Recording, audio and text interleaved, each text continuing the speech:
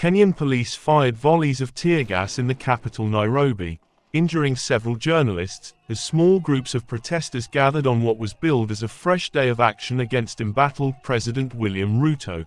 The East African nation, usually one of the most stable in the region, has been rocked by weeks of sometimes deadly protests against Ruto's two-year-old administration, mostly led by young Gen Z Kenyans.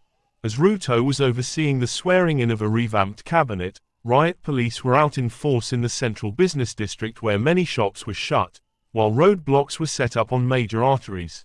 Only a few dozen demonstrators turned out in the center of Nairobi, chanting "We are peaceful," but police fired tear gas multiple times, wounding several journalists who said police fired tear gas canisters directly at them.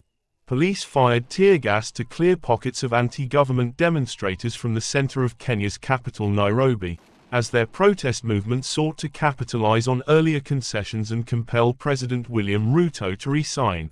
The International Press Association of East Africa said at least 3 journalists were shot at close range with tear gas canisters.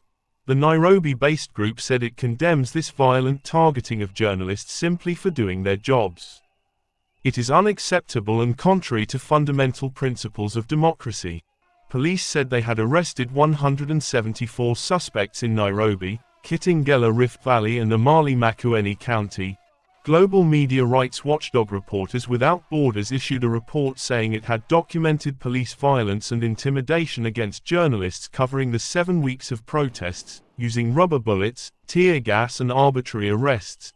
The youth-led nationwide protests began peacefully in June before turning violent, and more than 50 people have been killed.